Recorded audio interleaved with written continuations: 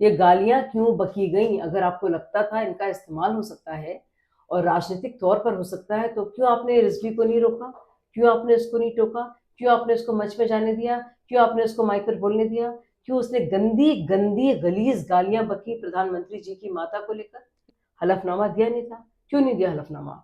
शायद हलफनामा इसलिए नहीं दिया क्योंकि 4-5 दिन पहले ही सुप्रीम कोर्ट ने कहा था कि आप चाइना की जब बात कर रहे हैं 2000 वर्ग किलोमीटर की, इसका सबूत क्या है? सबूत मांगा जाता, सबूत है नहीं, तो मामला टाई टाई फिस हो जाता है।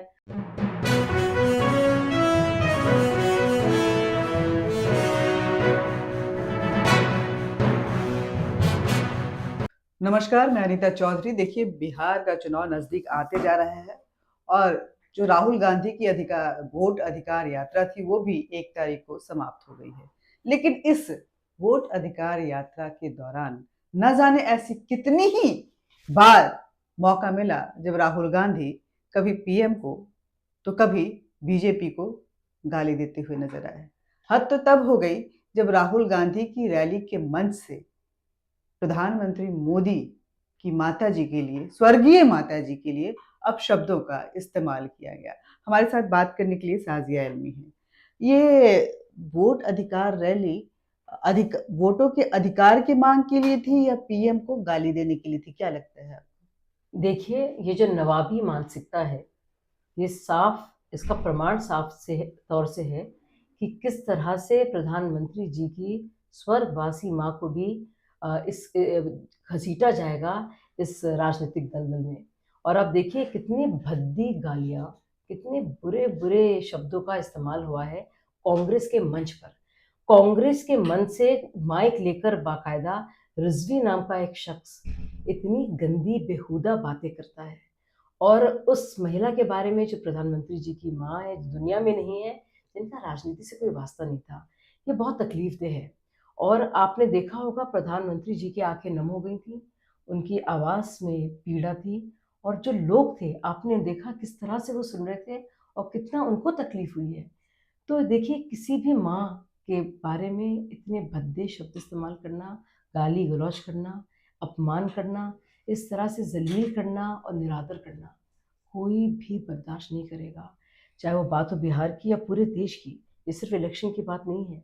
मुझे लगता नहीं है कि हमारी संस्कृति, हमारी तहजीब इस तरह की भाषा शैली की इजाज़त देती है। इसका कोई गुंजाइश नहीं है। शाजिया, एक बात है, ये बात चुनाव की नहीं है। ये बात राहुल गांधी और प्रधानमंत्री मोदी की भी नहीं है। ये बात है माँ की। हम भारत को भी माता कहते हैं, हाँ? बिल्कुल, हम और भारत मुझे माता याद कहते है, हैं। हाँ, मुझे याद है कि जब सोनिया गांधी की, जो कि राहुल जी की माता जी हैं, उनका तबीयत खराब हुआ था, तो बाकायदा प्रधानमंत्री मोदी ने ट्वीट करके उनके अच्छे स्वास्थ्य की कामना की थी। और ये सभी ने हमने देखा था एक्स पे, कई बार ऐसा हुआ है।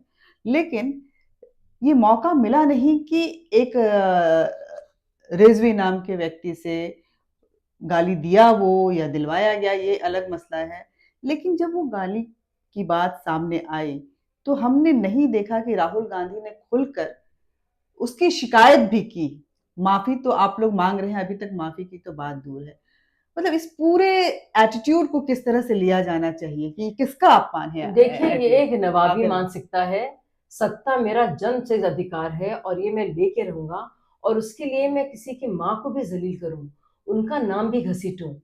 तो ये मानसिकता, शाही मानसिकता, और ये यात्रा पूरी इसी के लिए है कि आप छलावा करें, आप लोगों को बेवकूफ बनाएं, आप अभी से समा बांध दें और एक फिजा बना दें, क्योंकि आप जानते हैं कि आप हार रहे हैं।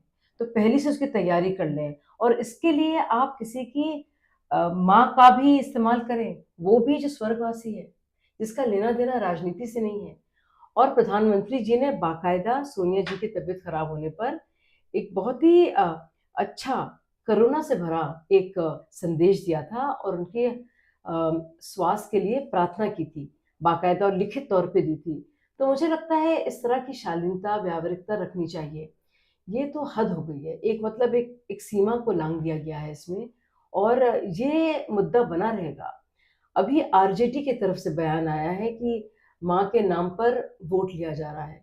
खुद बताएं तेजस्वी जी, अगर राबड़ी जी के बारे में, उनकी माता जी के बारे में कहीं गंदी गालियां दी होती, तो वो क्या करते, वो चुप रहते, अपनी पीड़ा साझा नहीं करते।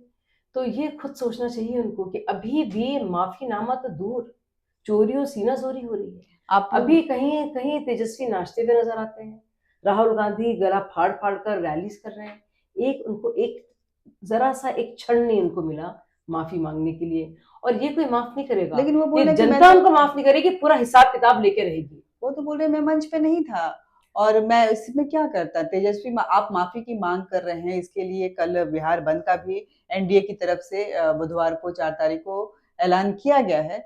और लेकिन वो अभी तक वो माफी नहीं आई, तो क्या लगता है कि इस बंद के बाद माफी आ जाएगी? न देखिए तेजस्वी मांग रहे हैं, न अखिलेश मांग रहे हैं, न राहुल गांधी मांग रहे अब बहुत वक्त हो गया है, और मुझे लगता भी नहीं है कि दबाव में भी वो लोग आएंगे, क्योंकि अभी उनका पूरा जो मन है वो चोरी और सीनाजोरी का है। वो गाली भी बकेंगे और उसके लिए माफी भी नहीं मांगेंगे। और मंच कांग्रेस का था, आयोजन कांग्रेस का था, जो कार्यकर्ता जिसने गाली बकी है वो भी कांग्रेस का था, और ये बात साझा हो गई है। और मैं आपको ये भी बताना चाहूंगी कि माँ एक ऐसा पवित्र शब्द है, एक ऐसा रिश्ता है जो सबके लिए बहुत ही ज्यादा पाकीज़ा है, और उसके साथ इस तरह की गंदी गालियों को जोड़ना, उनको घसीटना, ये बहुत ही तकलीफ दे बात है हम सब के लिए। और मुझे लगता भी नहीं कि उनके भी कार्डर्स और उनके भी वोटर जो 4-5 होंगे, 10-15 होंगे, वो भी उनको माफ करेंगे। मैं आपको लिख कर देती हूँ कि जो भी आरजेडी को अब तक सोच भी रहा था वोट देने का, या कांग्रेस को, जो उनको थोड़े से भी वोट मिलते वो भी छट जाएंगे, क्योंकि वो रियलाइज करेंगे कि इस तरह का माहौल होगा, मतलब सबकी आपको माँ लगता है बहन कि को गालियां दी जाएंगी। वो बोल रहे हैं कि एनडीए को हार का डर है, इसलिए मां को इस्तेमाल किया जा रहा है, और आप बोल रही हैं कि वो हार तो जाएंगे। अब ऐसे गालियां क्यों बकी गई, आप ये बताइए, ये गालियां क्यों बकी गई? अगर आपको लगता था इनका इस्तेमाल हो सकता है और राजनीतिक तौर पर हो सकता है, तो क्यों आपने रिजवी को नहीं रोका, क्यों आपने उसको नहीं टोका, क्यों आपने उसको मंच पे जाने दिया, क्यों आपने उसको माइक पर बोलने दिया, क्यों उसने गंदी गंदी गलीज गालियां बकी प्रधानमंत्री जी की माता को लेकर? तो इनडायरेक्टली आप बोल रही हैं वेल प्लान था ये। बिल्कुल वेल प्लान था, और ये दिखाता है कि खुदा ना खास्ता अगर ये आए भी सत्ता में, जो इसके चांसेस मुझे बिल्कुल नजर नहीं आ रहे हैं, तो सबकी माँ बहन को ऐसे गाली बकेंगे, हर बेटियों का ऐसे निरादर होगा। एसआईआर को लेकर के ये जनसभा थी।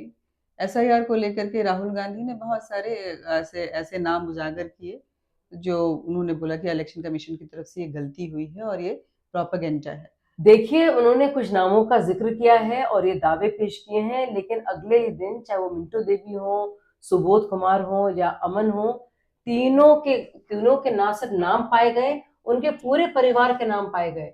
बल्कि जो कहा था, मजाक उड़ा रहे थे कि 1900 124 साल की जो महिला है, उसने खुद कहा है कि वो गलती से 1900 लिखा है, वो 1942 की बात है। कभी कभी गलती हो जाती है लोगों के लिखने में, तो ये लिखा है। यानी कि खुद से जांच पड़ताल भी नहीं की, और फिर से बेवकूफ बने, फिर से मुंह की खानी पड़ी।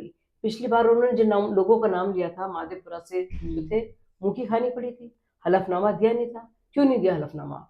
शायद हलफनामा इसलिए नहीं दिया क्योंकि 4-5 दिन पहले ही सुप्रीम कोर्ट ने कहा था कि आप चाइना की जब बात कर रहे हैं 2000 वर्ग किलोमीटर की, इसका सबूत क्या है? सबूत मांगा जाता, सबूत है नहीं, तो मामला टाई फिस हो जाता है। बाहर जाके झूठ बोलो, सबूत के नाम पर कुछ भी नहीं।